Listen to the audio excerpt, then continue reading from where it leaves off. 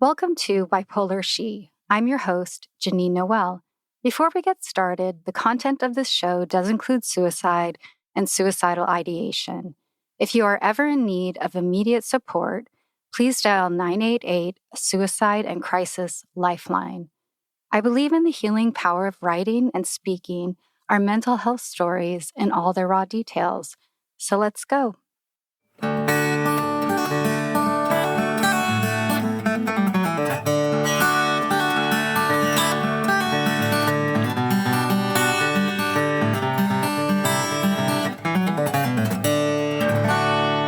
Welcome back. This is part 2 of my journey to John of God. After reading a riveting article in Men's Health magazine, I followed the advice of a single journalist and decided to go to Brazil to see the healer known as John of God.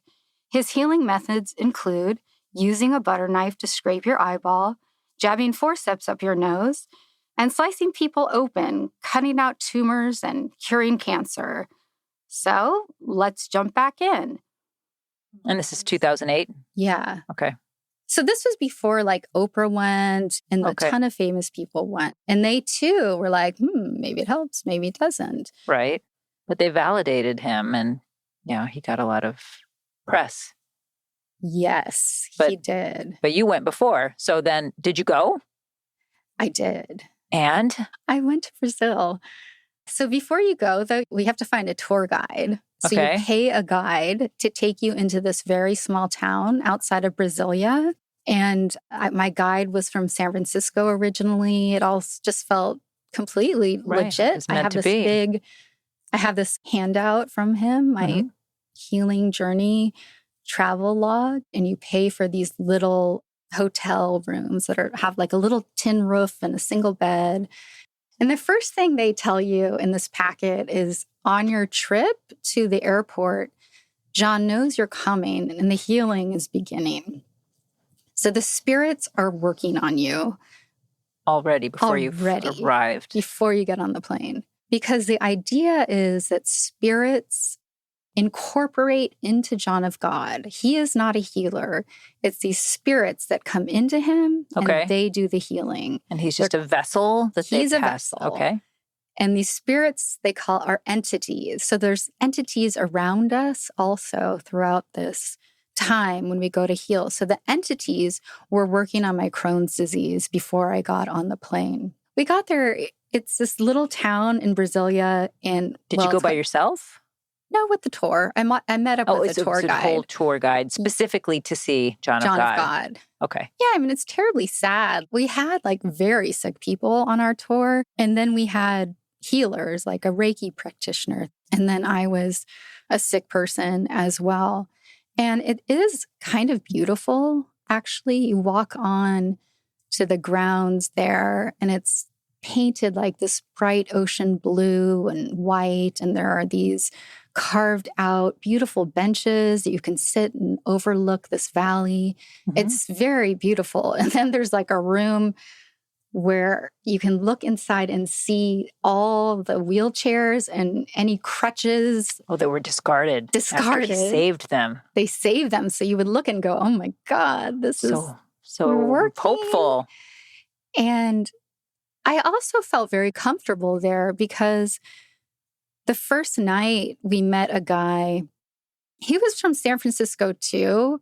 And he was just so down to earth. He's like, okay, so this is what happens. The spirits come into John, and you go up here with your 3 questions. You're going to approach him. He may take your hand.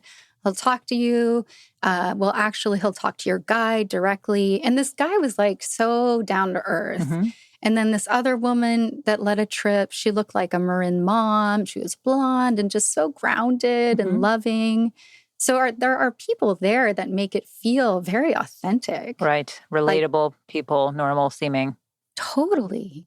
So they're like plants there or something. So I got into it. We have to wear clothes that were all white at all times. And I think he only does this 3 days a week. So he kind of works part-time. But he works Wednesday through Friday. Okay. And you go into this room. It's called the current room. And it's L-shaped. And you have to meditate.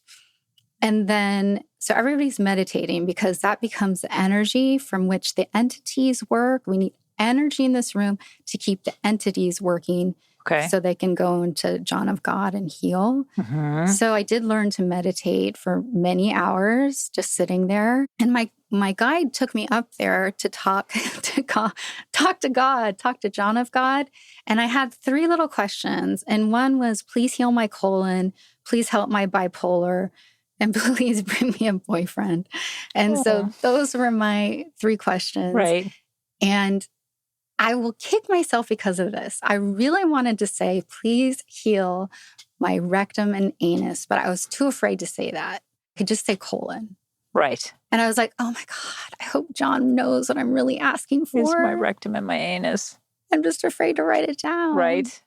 So I went before him and I asked that first question, and then they prepared me for surgery, invisible surgery, where you go sit in this room and a guy starts singing, and then John is supposed to come in and chant over you, but he never came. It was just random people singing, but I felt it still. I felt it in my belly. So what did you feel? Churning. It was painful. It was just like it wasn't just the Crohn's guts. What's that? It was a different discomfort than what you would feel with your Crohn's disease. Yes, it was totally different. And I remember sitting back in my chair and leaning back in my chair and feeling suspended there and feeling this what they call surgery. And so when you leave surgery, you get a prescription for pills. And it's almost like a child just did a scribble on a white piece of paper for everyone. You get a scribble. And then you go and you get your herbs. And I'm looking at my guide. I'm like, everyone gets the same herbs? So yeah, you got the same herbs. And he said, well, John of God blesses those herbs so they will be your prescription. And so everything was blessed by John of God. Like there was avian water to drink, but it was blessed water because he had been there and blessed and chanted over it. So, and then you have to stay in your house, in your little tin cabin for 24 hours. And your guide brings you soup and you eat it, but you're supposed to have these crazy dreams. And I did. I had crazy dreams. I was in my bed for 24 hours. Something went on inside of me. And then I had to lay low. There's certain things you can't do after surgery. There's also like a protocol you have to follow when you get home. But then the next time I went before John of God. This is all the same trip? Same trip. Okay. I went before him a few times. How long were you there? 2 weeks. Okay. And I think I was probably asking for maybe my mind to be healed. And John of God asked my guide, who is she? Where is she from? I said, una actriz, California. Ooh. I felt very special all of a yes, sudden. una actriz. But so he said, she's a medium. Go sit in the medium area. So I go up and sit in the medium area. And that's where like the actual, well, you're supposed to be a medium. So he's saying that spirits move through me too. And so I'm sitting in this room. And there's kind of this woman in a rocking chair and her eyes are rolling backwards. And this other girl is like snapping her hands around. And I'm just sitting here going, I'm a medium? Like, what am I doing here? And then I had to go get a little ID that said that I'm a medium. It was sort of like a driver's license that I would clip to whatever I was wearing that said, I am a medium. And my guide said, you are a daughter of the casa. This is your spiritual home. And I said, okay, I'm a medium. Wow. And are you, through this whole process, are you buying all of this 100%? Or is there a part of you that's saying, whoa, this could be completely bogus? Like where were you on that spectrum of? I was making little jokes along the way. All right. And I was like, why am I a medium when there are all these other like healers in my group? Right. And this woman asked me, so you've been a medium? And I was like, yeah, since noon today.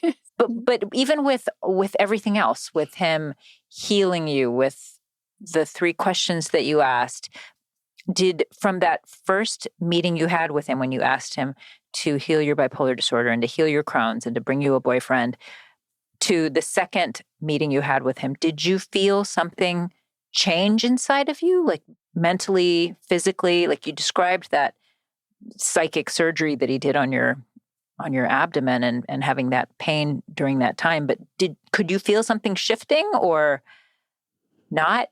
I mean, the power of placebo can be, wanting to believe that something's getting better.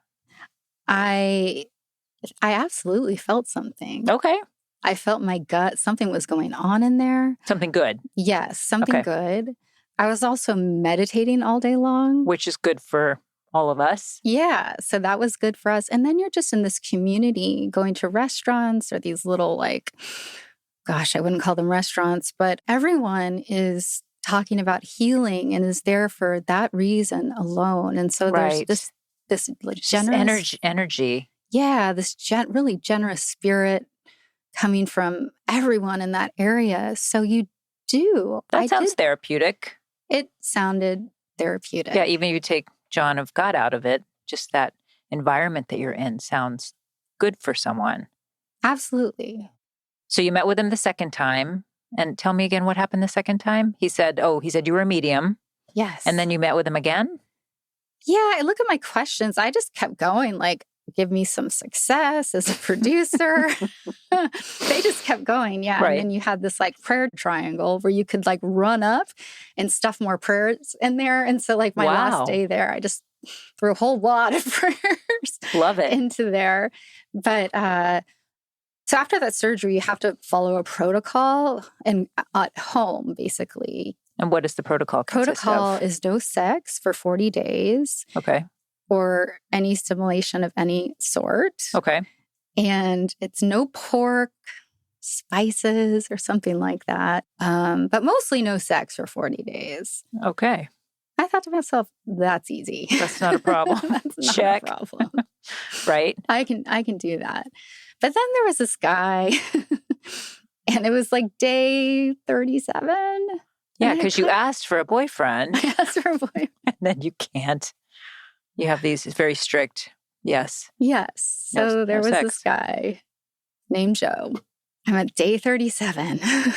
Can you come back in 3 days, Joe? But go ahead. It didn't happen. So anyways, okay, John, it was 37 days. And I'm just praying to myself, please have that be enough. And so all my prayers were there. I had all these crystals in my house. I had, basically a jade rosary, because they're Catholic there. That's the other thing that screws you up. They have Christianity going and the Spiritism going at the same time. So if you go, Catholic, that's legit, then the spirit stuff may be legit as well. So you meet Joe. I do have sex at day 37. And so I pray to John to forgive me for that. And I'll just kind of zip forward this. Sip over the good stuff. Go ahead. I'll zip forward. So I had to have a colonoscopy about 6 months after this. So were you feeling better? I was feeling better. Okay. Mentally and physically? I thought I was mentally feeling better. Okay. I was not mentally doing well. I went to doctor at UCSF, and it was a resident, wasn't my regular doctor. It was a guy, and he came in, he's like, "This is really impressive. Your ileocecal valve no longer has scar tissue. Your colon is pink and healthy." And he starts telling me this, and I'm going to go home with this colonoscopy printout. And I so want to say, I've been to a healer. I went to John of God, but you're a dude and I don't know you, and I can't say that. And it's probably good because I think my doctor would have not been cool with that either. But I ran out of that hospital and I just started calling everyone I knew. I called my mom and sister and friends. It worked. It worked. Yes. It worked. You have evidence from your gastroenterologist that your colon is healed. Yes. But if I back up a little bit, when I was leaving Brazil, one of the women said to me, as a medium, you need to keep working with your gift. And so I said, I live in Northern California. How do I work with my medium gift? Mm-hmm. And she said to go to the Berkeley Psychic Institute. Oh, cool. So I started taking classes at the Berkeley Psychic Institute. Mm-hmm. I was told I was very psychic, like they tell everybody. I started doing energy healings. And so people would come up off the street, basically, and they'd come in for free healings. And I would do this thing where I'd walk around them and feel their energy, have it shift. It felt very real to me. So I was spending a lot of time there, thinking I was still really intuitive and that I was really special. I had this gift now. And I walked around San Francisco in my Birkenstocks and all these, jade stones. And I really believed that. So that got into me. And that's not a good feeling for someone who is tends to go towards the manic side. But it felt so legit at the time.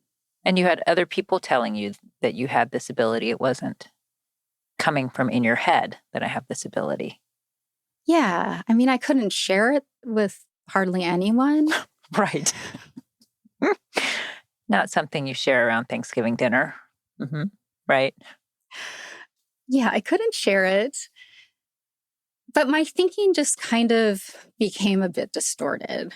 I was always running energy through my body. I was doing these meditations where I would, send shoots of energy down from my feet into the ground and then back up. And so I always had this medium stuff going on inside of me, this sort of secret world and secret feelings. And as this went on, so as I started to feel better, I started to cut back on my Crohn's medication. I was not instructed to at all. And I also thought, well, hey. Were you on psych meds at this point? Yeah. Okay.